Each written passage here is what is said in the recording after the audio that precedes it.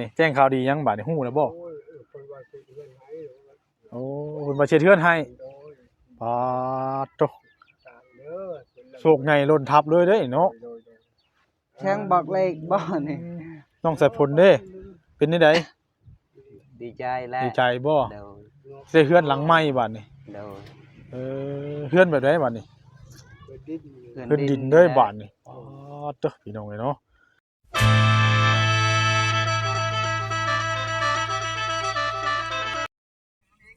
โดดพี่น้องเนาะเอาน้องสายฝนเพิ่นก็ กำลังสุรมุนกับกางเกงไฮพี่น้องเอ้ยตากไว้อยู่นี้แบบจะไปเฮียอยู่หม่องใดเนาะหรือว่ามีคนลักคนขโมยไปบ่พี่น้องเอ้ยถ้าลมปิวไปก็คือสิเห็นนะพี่น้องเอ้ยเนาะแนวใดได้บาดนี่เอาทางนี้ก็แปลนเบิดได้พี่น้องเลยเนาะผู้ยังรอละครู่มาพี่น้องกันเนาะเดี๋ยวสินิ่งตะคายใจเพิ่นว่าเนาะทั้งน้องสายฝนว่าฝนก็สิตกเพราะฝนบาดนี้พี่น้องเอ้ยคึมเบิดมื้อเบิดเว้นมื้อนี่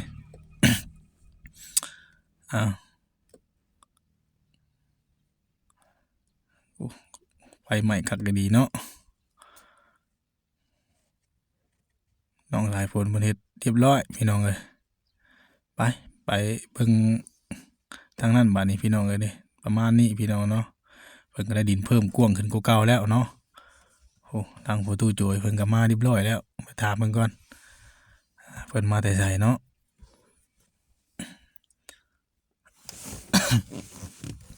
สบายดีผู้ตู้ต้องบ่แซ่น้ำเนาะสบายดีเด้อฝนสิตกบ่มื้อนี้ผู้ตู้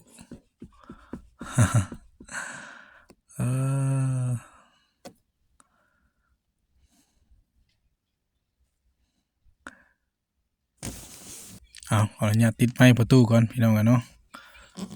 คลิปนี้กับทางเบาเผยก็ลืมเปิดไมค์พี่น้องกันเนาะกับบริยินปันใดทางประตูเพิ่นเราเบาเผยก็มาซักพักเสียงเอาพี่น้องกันเนาะมื้อนี้ก็ยังอยู่เพื่อนประตูโจยเพิ่นคือเก่าเด้อพี่น้องกันเนาะทางประตูเพิ่นก็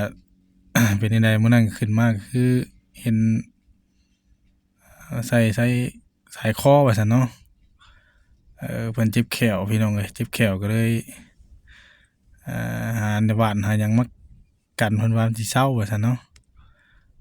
สรุปแล้วก็ไล่ยาดีน้ำบ่แซน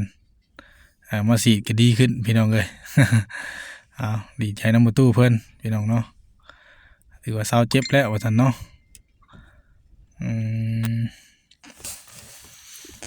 มื้อนี้ทั้ง บ่าวแสนเพิ่นมาแจ้งข่าวดีประตูเพิ่นพี่น้องเอ้ยบ่ฮู้ว่าข่าวดีอีหยังเนาะก็ถ้าติดตามเบิ่งชมนํกันเนาะประตูเนาะจะข่าวดีอีหยังได้จะข่าวดีข่าวร้ายประตู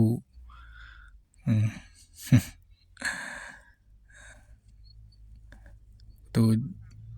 ย่านว่าย่านจะจับเพิ่นพี่น้องเนาะบ่แม่นเนาะ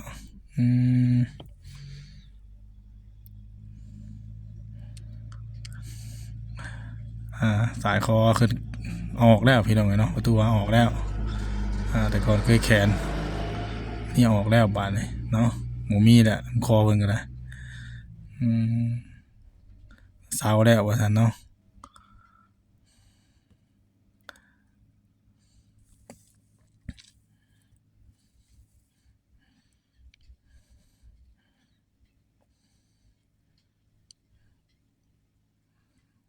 ลืมเปิดไมค์บางๆเปิดกับพี่น้องเลยก็เลยบ่ได้ยินเสียงประตูเพิ่นเนาะมาพากย์เสียงเอาเสานั่นมาใช่หรอประตูเนาะงามไม่ดีเนาะ คักหัวแน่ดีประตูนี่เนาะดีใจนํประตูเพิ่นพี่น้องเนาะว่าสิเกาะกระเทิบออกอีกทั้งหน้าว่าซั่นเนาะทางเบาหลาเลยพี่น้องเนาะเพิ่นสั่งเสามาแล้ว2เสาสี่เหลี่ยมบัดเสาเฮือนบัดเสากลมเนาะ บัดเสาเกาะเสาห้องเฮือนน้ำบาดาลสี่เหลี่ยม อย่างดีเอ่อประตูโอ้มีแต่เพิ่นเราที่ว่าไปหาหมอแบบปุยน้ำใส่ตาเพิ่นเนาะอ่า โดยเอาน้องประตูเนาะใจนำบ่มีแล้วบัดนี้ว่าซะ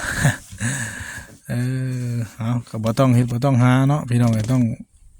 หาแพทย์หาหมอเนาะเจ็บแขวเจ็บหยังก็ได้บ่ต้องไปหาหมอเป้าดอกว่าเนาะ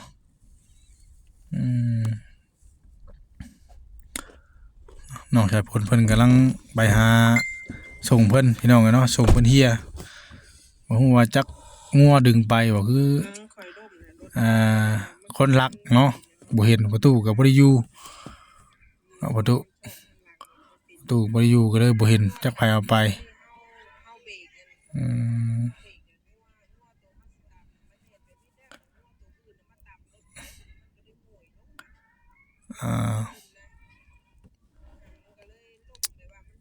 ลองดูชมเบิ่งนำกันเนาะพี่น้องเนาะว่าทั้งบ่าวแสนน้ำคลิปบ่าวแสนเพิ่นแจ้งข่าวดีประตูอีหยังเนาะประตูก็มีแต่ยกมือเอาอย่างเดียว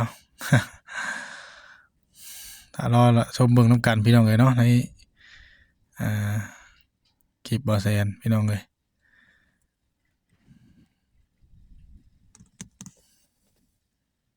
ถือว่าเสร็จทุกอย่างของนอกของน้ำเนาะตากไว้หันพี่น้องเอ้ยเนาะส่งเพิ่นบัดนี้จักไผเอาไปตู้ก็งงคือกันแล้วอะ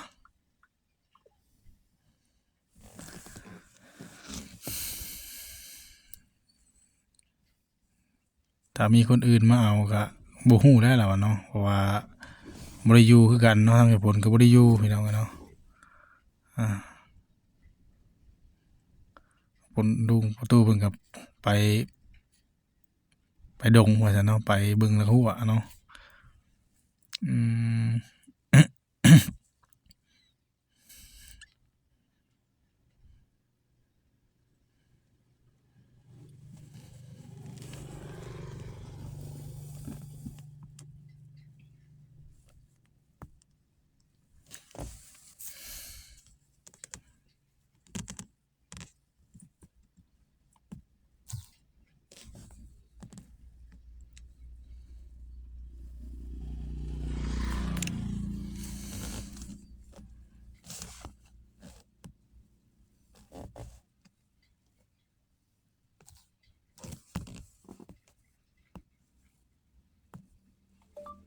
บ้านทรงโบดัน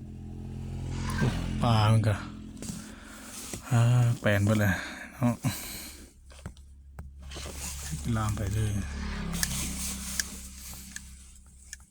พี่น้องเนาะเปิดภาพมาวันนี้ก็น้องสะพลไล่ยังอันนี้ บ่าวแซนบ่เคยซื้อมาผักมัน ทำแกงเนาะ โดย เขาไว้ก่อนจังมานั่งล้มกันบาดเฮาได้กระบอกว่าไปใส่ไปก้านไปเยื่องเนาะ โดยไปยัง ขับกลางคืนพี่น้องเลย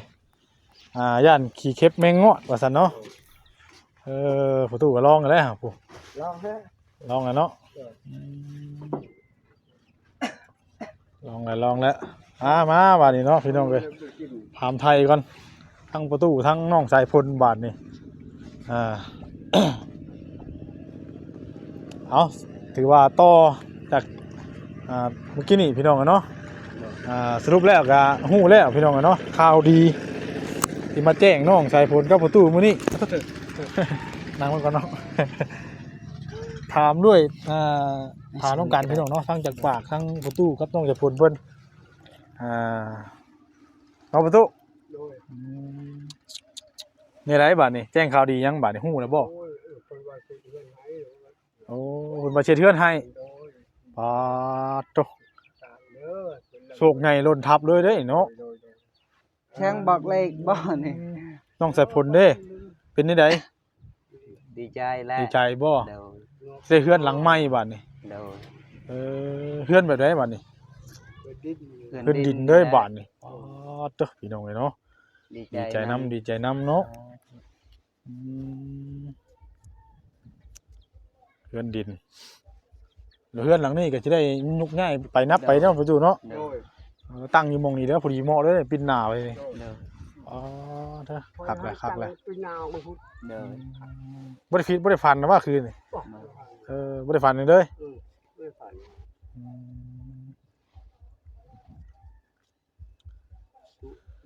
ถือว่าใหญ่ขนาดพี่น้องเนาะ คุณตบุคุณคุณมียัง ดีใจนำแหละเนาะ ก็ฝากให้คำคอยต่อไปที่ดูที่ตาแจ้งให้ย้อนเพื่อนทุกสายจ้าทุกสถาน แต่ว่ามื้อนี้ทางบ่แสนเพิ่นมาแจ้งไว้ก่อนพี่น้องเนาะฮู้ว่าเพิ่นสิดำเนินการมื้อใดก็ ติดตามเบิ่งนํกันเรื่อยๆเนาะพ่อตุ โดย น้องสายฝนเนาะ โดย มีแต่ว่าทำบ้านนั่นก็น้องสายฝนก็ทำความสะอาดปรับปรุงบนนั้นแหละข้างหลังก็แล้วเพราะว่าเพิ่นสิได้ถ้าว่าสิได้เฮ็ดเฮือนเนี่ยมันต้องได้ง่ายไปเด้ เด้อ เฮือนหลังนี้ต้องหาคนมายกมาย้ายเนาะพ่อตุหามาหามไปตูดไปละบาดเดินเฮากว้างเลยเด้ เด้อเด้อ พอดีเฮ็ดอยู่นี่ก็ปึ๊บของน้ำเต้าหัน เด้อ หนุ่มน้ำหันเหมาะเลยบ่นี่อ๋อตุคนสิบ่อิจฉาง่ายๆบ่ โอ้ยคนยังไงเขาบอก นะ คนว่ามันน้อยแล้วเขา บ่ อุ้ยแต่ฉันมันนี่กาเขาบอกมันน้อย บัดนี้ อันนี้ พอไปบอกใส่พระบาทนะ แจ้งข่าวดีเฮ็ดเฮือนหลังใหม่ให้บาดป้าเถอะชาวบ้านจะวิจฉาไม่ง่าย คอยว่าใช่งั้นแล้วมันจะเอาวิชาคอยมาคอยทุกคนอย่างมันจะว่าคอยสมูสมาจะเวลาจังผ่าเป็นเบิ้งก็ว่าจ้าทุกว่าบุคคลเราก็ผู้ว่านะลูกเอ้ย3-4คน กับประตูจากคนที่ว่าเคยหาขอกินเช้ากินค่ำเนาะ โดน แต่กลายไปกลายมาคนกับบ่เอิ้นบ่ถาม โดน เนาะบ่เว้านำไปขอเข้าบางคนก็เฮือนก็ให้บางคนก็บ่ให้ โดน ปัจจุบันนี้มีแต่คนหุ่มมาอยากเว้าอยากนำอยากจานำ บุ๊ด อยากมาเวมาดินมาหยังเนาะ ลูกมาให้อาหารก็กินก็พอก็ให้ บัดนี้สิมีข่าวดีข่าวใหญ่พี่น้องเนาะน้องสายฝนสิได้เฮือนโมเดิร์น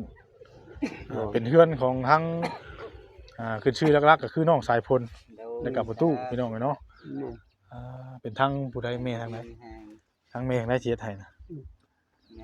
ทั้งแม่เพชรเนาะโอ้ดีใจน้ำขอบคุณทั้งแม่เพชรหลายๆเด้อเนาะพี่น้องเลยถ้าดุนถ้าเบิ่งมาสิฮู้ว่าจักเฉาเนาะพี่น้องเนาะก็ถือว่าเฮาเฮ็ดดีทำดีก็ได้ดีพอตู้เนาะมีผู้ฮักผู้สงสารเฮามีแต่เฮาดุเฮามันเฮาเฮ็ดอันเฮ็ดนี่ผู้ใหญ่หลายๆทานหรือว่าเพิ่นเบิ่งก็นอกจากผลได้เพิ่นเป็นคนดุคนขยันเอาเข้าให้ เพราะว่าท่านยังแน่ก็นั่นดีใจนํพี่น้องเนาะทุกสิ่งทุกอย่างแซ่บบ่ประตูคักแล้ว ตาอยากนำให้เด้ เนาะได้อยากนำอยู่เด้นี่จำบลุยอยู่นี่ซื้อแตงมาให้ตำมื้อนี้ประตูเอ้ย โดน เปลี่ยนแนวใหม่เนาะ เกือบก็พอดีบ่อนซื้อมาน่ะ โดย เอาเจ้าไปก้านแต่เทื่อก็ใส่เกลือมันนี่ ใส่เกิบอันนี้แหละ โอ้บ่ย่านขี้เข็บไม่งอดมันยังบ่จ้ะ ไปการเขียดหน่อยเทื่อนึงจับเขียดได้ไปจับในงอนผ่าตอนนี่บ่เท่า บ่ ใครว่าได้ใบยาคิวในยำแล้วก็ โอ้ใส่ยาคิวเช้าบ่ โดย ไม่งอดตอดนี่ได้ เปิดบ่ต้องทาลงทาบ่ทาลงทาขึ้นบ่ได้มันงอนตอดนะ ยิงตั้ง เอายิงตามถาดผู้ทึกก็ทึกผู้บ่ทึกก็บ่เช้านะ พี่น้องเนาะก็ถือว่ามื้อนี้ก็ฮู้ข่าวดีแล้วพี่น้องเนาะดีใจนํทั้งน้องสายฝน ดีใจ แล้วก็ประตูเด้อเนาะมีแต่ว่าของทุกสิ่งทุกอย่างเนาะที่ว่าผู้ใหญ่เพิ่นจัดมาให้เฮาเพิ่นให้เฮาก็พากันรักษาไว้ประตูเนาะอย่าให้มันเหี่ยมันหายมีแต่เฮารักษา แล้วก็เกาะพอการมาแล้วเขายืมเขามาส่งเลยเขาเกาะอันเด้ ขอก้อยหยัง เขาเกาะมีแต่รักษาไว้ทำให้เอา เขามาส่งเลย